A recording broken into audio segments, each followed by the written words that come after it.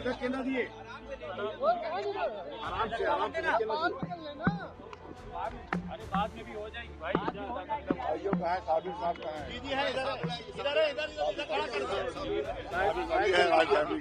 मैं हूँ। हाँ भैया, अलग अलग बाइट नहीं होगी भैया, टाइम इतना नहीं, अलग अलग नहीं होगी। एक साहब ने सब एक सबसे ले लिया, अलग बाइट नहीं हो पाएगी। सबसे अलग जो मेरी तबीयत ठीक नहीं भाई, हम खड़े नहीं हो सकते। बिस्मिल्लाहिर्रहमानिर्रहीम। देखिए, हम लोग इसलिए आए हैं कि हुसैनाबाद ट्रस्ट जो है उसमें बहुत से अलाइड ट्रस्ट भी हैं। शाहनजब इसमें शामिल है, इस तरह गाँव करबला इसमें शामिल है, काजमैन शामिल है, तफजील खान शामिल है, और सब जो है जबरदस्त आमदनी है। लेकिन किसी आमदनी का कोई भी ये हिसाब नहीं देते डीएम साहब और एडीएम और जो नीचे के अधिकारी हैं, और सब खा जाते हैं, पूरे पैसे खा जाते, करोड़ों खा रहे हैं। क्योंकि आज से 15 साल पहले जब हमने तालाबंदी की थी, तो इमामबाड़े जब तालाबंदी की थी, तो एडीएम साहब जो हमारे पाठक थे, उनका बयान आया था दैनिक जागरण में। दैनिक जागरण में बयान सुन लीजिए, दैनिक जागरण में बयान आया था एडीएम पाठक साहब का कि तालाबंदी से 5 लाख रुपए रोज का हमारा नुकसान हो रहा है। ये 15 साल पहले की बात है। अब हिसाब लगाइए कि 15 अगर वही जोड़ दिया जाए तो 18 करोड़ सालाना की आमदनी। ये कहाँ जा रहे हैं पैसे, किधर जा रहे हैं पैसे? ये सब अफसरान आपस में खा पी रहे हैं और अरबपति हो जाते हैं ये। इसलिए यहाँ बड़ी रिश्वतें देकर यहाँ आते हैं। यहाँ लखनऊ में बड़ी रिश्वतें देकर यहाँ पर अधिकारी बनते हैं, ताकि हुसैनाबाद ट्रस्ट की लालच में बनते हैं कि यहाँ आप जो दुकानें, यहाँ पर तकरीबन 200 दुकानें हैं, इसमें हर एक से वो रोजाना 2 से 2.5 लाख रुपए रोजाना वसूले जाते हैं, और ये सब अफसरान खाए जाते हैं। तो इसीलिए हमने यहाँ प्रोटेस्ट किया है। और ये जमीन जो दी है इन्होंने, पहले पुल को दी जमीन, अब सड़क को दी। तो ये डीएम साहब जो है ओनर नहीं है कि जो जमीनें दे दें, ये केयर टेकर है, इनको राइट नहीं है, अधिकार नहीं है जमीन देने का। और उसके बाद इतने दयालु हैं कि कहते हैं हम कंपनसेशन भी नहीं लेंगे। अभी तो आप बाप का माल है, जो कंपनसेशन नहीं लोगे तुम, अब्बा का माल है, दादा का है, जो कंपनसेशन नहीं लोगे। देखिए, हम ये ना समझे कि आज के बाद तो समझे कि जुमे के बाद अगला जुमा आएगा।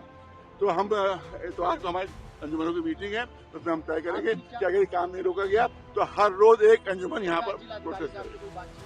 आज एडीएम साहब आए थे, आज घर पर आए थे, दो अधिकार नहीं आए थे, एडीएम आए थे। हमने उससे कहा ये बताइए आपने किस अधिकार से जमीन दी है? ये बहुत अच्छा काम है, चले साहब बहुत अच्छा काम। हमने कहा अनाथालय बनना भी बहुत अच्छा काम है, डीएम साहब की कोठी अनाथालय दे दे, अनाथालय के लिए डीएम साहब की कोठी दे देंगे।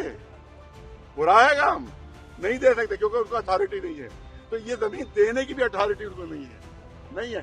नकली बने हुए, जाली बने हुए हैं, क्योंकि ट्रस्ट में कमेटी है, इसलिए कमेटी नहीं बनाई पूरी, अकेले बने हुए हैं।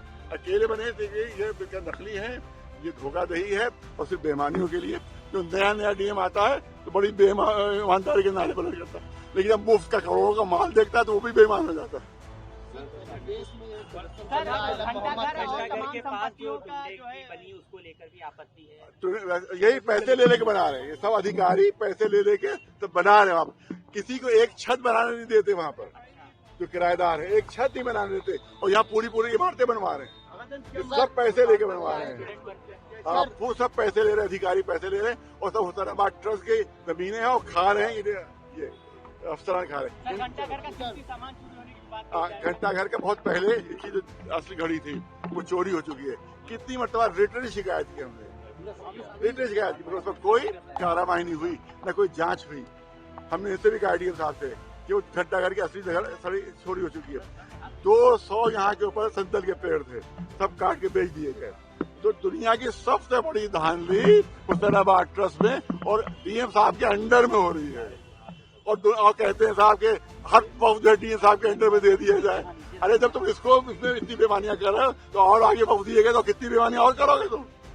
लिहाजा ये प्रोटेस्ट हमारा जारी रहेगा, यहाँ समझ आज खत्म हो गया, जारी रहेगा। अंजुमनों को हम बुलाएंगे, हाँ, उसके बाद उनको बुला के हम आंदोलन का ऐलान करेंगे। और रोज 150 अंजुमनें हैं, हर अंजुमन एक दिन प्रोटेस्ट करेगी, और तो 150 दिन तो यही हो जाएंगे। उसके बाद फिर रिपीट होंगे। और रॉयल फैमिली के हमारे लोग साथ हैं, नकली रॉयल फैमिलियाँ खुद डीएम ने बना दी है। डीएम ने बना दिए नकली फार्म। देश में एक प्रदर्शन चल रहा है आई लव मोहम्मद को लेकर। अब आई लव महादेव लेकिन आई लव मोहम्मद में धारे हम सबका अब मुद्दा यही आई लव मोहम्मद, लेकिन इसमें क्योंकि पॉलिटिकल लोग घुस गए हैं, लिहाजा इसमें अभी हमने को अलग रखा है। इसको सिर्फ धार्मिक होना चाहिए। जो पॉलिटिकल पार्टी ऐसे फायदा उठाना चाहती है उसके हम मुखालिफ हैं, और आई लव कोई भी कह सकता है भाई, आई लव मोहम्मद जो है हम कह सकते हैं, हम हिंदू भाई आई लव राम कह सकते हैं, आई लव कृष्ण कह सकते हैं, और अगर किसी का दिल चाहे तो आई लव रावण भी कह सकता है, वो आई लव शैतान भी कह सकता है। हमारी तरफ से कोई इतराज नहीं, आई लव शैतान कह दो, हमें कोई इतराज नहीं। हमें हक है आई लव मोहम्मद कहने का, और उसमें मगर एक सियासी मामला नहीं होने देंगे, सियासी पार्टियों के लिए फायदा नहीं उठाएंगे। देखिए तो आने ही था उनको, क्योंकि उसकी मुर्गी चोरी का इल्जाम था, जो बड़े बड़े वक्त उसने चुराए उस पर मुकदमा ही नहीं चला। उन्होंने मर्डर किया, यहाँ पर जो मर्डर किया है वो एक जुमे के दिन रोजेदार का, उस पर कोई मुकदमा नहीं। ये कभी जेल से बाहर आते ही नहीं है। अगर असली मुकदमे इन पर चलते तो गवर्नमेंट को छोड़ना ही था, इसलिए छोटे छोटे मुकदमे अंदर आए। और आरटीआई से ऑर्डर हो गया है। ये देखिए हमारे मुतालिबात सुन लीजिए आप, जो हमने आरटीआई में दी है। ये देखिए ये वो है, उसकी प्रमाणित कापी है, ये प्रमाणित कापी। ये ऊपर देखा है उत्तर प्रदेश सूचना आयोग, ये लिखा हुआ है, इसको देख लीजिए।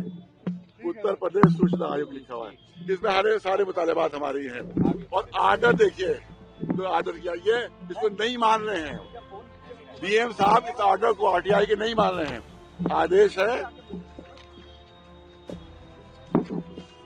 ये है आदेश, ये आरटीआई जज की तरफ से आदेश डीएम को दिया गया है कि पूरे 1 साल का ब्यौरा आमदनी खर्च वो पेश करे। आज तक अभी पेश नहीं किया उन्होंने, तो आरटीआई के भी नहीं मान रहे हैं, डीएम साहब आरटीआई के भी नहीं मान रहे हैं। इससे अंदाजा कीजिए कि कितना बड़ी धांधली कर रहे हैं, क्योंकि अगर हिसाब दे देंगे तो सारी चोरियां खुल जाएंगी। बहुत बहुत शुक्रिया आप लोगों का, बहुत बहुत शुक्रिया।